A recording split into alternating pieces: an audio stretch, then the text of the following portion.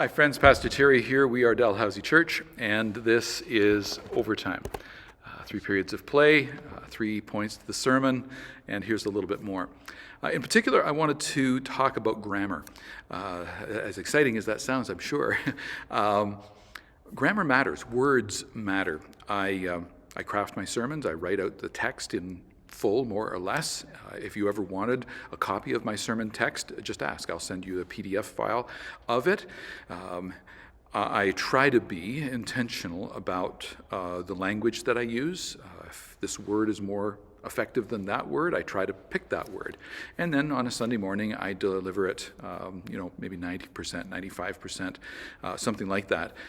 Trying not to read it, but having it semi-memorized. I do that because the words matter, the text matters, the grammar matters, and you matter. I want you to increasingly understand and learn, and that's part of the reason for the exhortation that Paul brings. He's praying that God would do these things for us, but part of the point that I bring is that we need to participate in that. Ephesians chapter 3, verses 14 through 21, I preached out of the New Living Translation, in part because it is, you don't have to translate the English. Sometimes the more literal English translations require that we, what does that mean again? Where the NLT, often you can kind of read it and you get a clear sense of what it means. But those of you who speak more than one language, you will know that when you translate from one language into another language, it's very easy for things to get lost in translation. It's possible for it to be how do you say it in English? You know, if you have ever said that, or you know someone who's said that, there are times when it's just difficult to convey. And it's part of the reason why we have such a rich heritage in the different English translations. Many of us grew up on the New International Version, which is a very good English translation, but it has some limitations. If you're a little bit older, you might have grown up on the King James translation, which of course initially was in Old English. And man, that sometimes it can be beautiful, it can be majestic, but it can be nostalgic, but it can also be difficult and easily misunderstood because words meant something then that they don't necessarily mean now.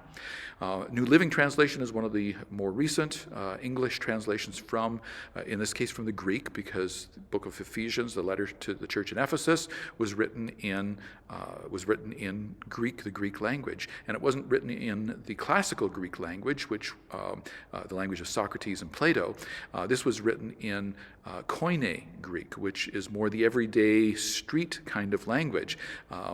So when Eugene Peterson translated the Message, he was attempting to do just that, to convey the Bible in the language of kind of everyday human speech, and it has strengths and weaknesses to that.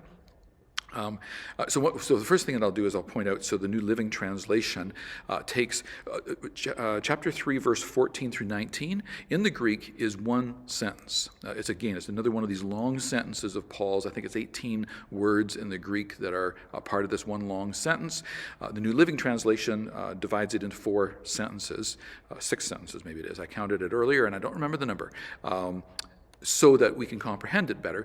But when you speak in one long sentence and you're trying to connect a bunch of thoughts together in order that they might be from beginning to end comprehended as one long unit, when you start dividing that up, it may or may not convey the same idea. So here's the case in point. In New Living Translation, verse 17, chapter 3, then Christ will make his home in your hearts. So that's the beginning of a sentence. Then Christ will make his home in your hearts. As you trust in him, your roots will grow down into God's love and keep you strong. New sentence, verse 18, and may you have the power to understand. Now, if we go to the ESV, the English Standard Version, which has attempted a more word-for-word translation as best they can, they have maintained the idea that this is all one sentence. If I start at verse 14, for this reason I bow my knees before the Father, from whom every family in heaven and on earth is named, that, according to the riches of his glory, God may grant you to be strengthened with power through his Spirit in your inner being, so that Christ may dwell in your hearts through faith, that you, being rooted and grounded in love, may have strength to comprehend with all the saints what is the breadth and length and height and depth, and to know the love of Christ that surpasses knowledge, that you may be filled with all the fullness of God. Now, I'm going to put it up on the screen here. I've already put it up on the screen. I've used a dependency outline in order to break this big long sentence into its subordinate clauses, so that you can kind of see that there's an idea and then an idea that comes out of that. Or sometimes he'll make a statement that leads into his big idea. And so by using the spacing of the text, I've tried to convey that. I've tried to underline, tried to bold things. That this is part of my study process in order to try to make sure that I'm understanding what Paul is saying and then trying to put it into language that's going to hopefully be helpful to you as you try to understand what Paul is saying. So we've got this translation thing going on. It's part of the reason why I go between the New Living Translation, the New International Version, and the English Standard Version, the ESV. And depending on what we need to convey, can go either direction, but I'm trying to typically preach from the NLT for just ease of access on the first read. Lastly, I made reference to Ephesians chapter 5, verse 18, because it's there that Paul again talks about being filled with the Spirit. And in verse 18, he says, "Do not get drunk on wine, which leads to debauchery. Instead, be filled with the Spirit." So we're talking about grammar here, and I made the point, and I just wanted to come back to that and put it up on the screen for you, that be filled has an awful lot of theological weight to it. Be filled is in the middle voice. So here we are doing some grammar together. It's in the middle voice, so that means that the filling is something done to us, but we participate in it. It's not the active voice, it's the middle voice. Be filled is in the imperative mood, so that conveys urgency. Be filled, as opposed to it's a command. There's urgency attached to it. But important for us to understand and comprehend is that it's a command that we can obey. We can do it, and we need to do it. It's in the middle voice. It's something done to us that we participate in. It's in the imperative mood. We can respond to this command. And then it's in the present tense, be filled, which carries this weight of idea that it's an ongoing action.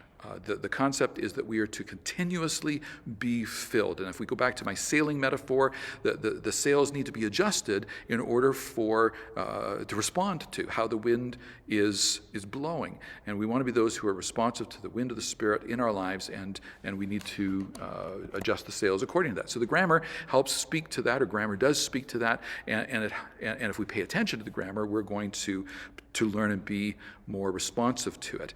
And then I gave you this idea of rather than dear time, drop everything and read, deep time, drop everything and pray. Ultimately, what we are attempting to do is respond to Paul's prayer, participate. He's praying for us. Thank you, Paul. Thank you for praying for us. And now we want to do our part and respond to it. So he prays that we would be strengthened. He prays that we would have understanding and comprehension. He prays that we would experience God, and we're wanting to participate in that. And so we go to deep time, drop everything and pray. And our ambition is that in doing so, our faith is grown and strengthened. The time to refit a sailing vessel is when it's in dry dock, or when it's in the harbor. When it's not, you can't refit it when it's under full sail. You certainly can't refit it when you're in the middle of a storm. That's the time we hold on. And if you're in the middle of a storm, hold on. Grab a nugget. Hold on to the things that God has shown you, and just ask Him to meet you in the middle of the storm. But if you're not in a storm, if this is a season when you can do a little bit more digging, dig in, prepare, equip yourself in order that your faith would be strong. I've sometimes used the analogy of faith being like a rope.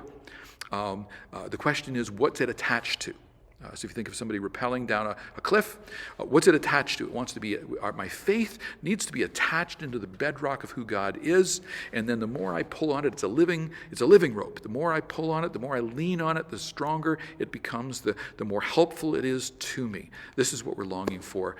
This is what Paul is praying for us. And then he goes into verses 20 through 21, which I didn't really have time to look at, which is this extraordinary response in worship. I'll do it out of the New Living Translation. Now all glory to God, who is able, through his mighty power at work within us, to accomplish infinitely more than we might ask or think. The NIV says, ask or imagine. I can imagine a lot. He can do it infinitely more than we might ask or imagine. Glory to him in the church. Here would be the point that I wanted to make. Paul has already said that his glorious, this is verse 16, his glorious, unlimited resources, that he will empower you with inner strength. Down here in verse 20, he says, through his mighty power at work within us to accomplish infinitely more than we might ask or think. And then the object of that acting is the church. Glory to him in the church and in Christ Jesus. It comes back to an idea we talked about last week, and that is that you and I are on display to not just to one another, not just to our friends, but to the powers, the principalities, the rulers of this dark world, as he'll call it in Ephesians 5, that the majesty of God, the magnificence of God, the brilliance of God is on display in us. And this becomes part of the reason why we want to press in, why we want to do our part in order to grow and mature as disciples of Jesus. I hope this is helpful to you. If you're with your small group, that it's a deepening time for you. And if you're in a season of overwhelm, that you could just rest in the presence of Jesus, carried by friends, carried by people who are praying for you, encouraging you, wanting you to stay the course. That is our prayer for you, and that's my desire in your life. I'm Pastor Terry Lee. We are a Dalhousie Church, and this has been Overtime. Bless you, and bye for now.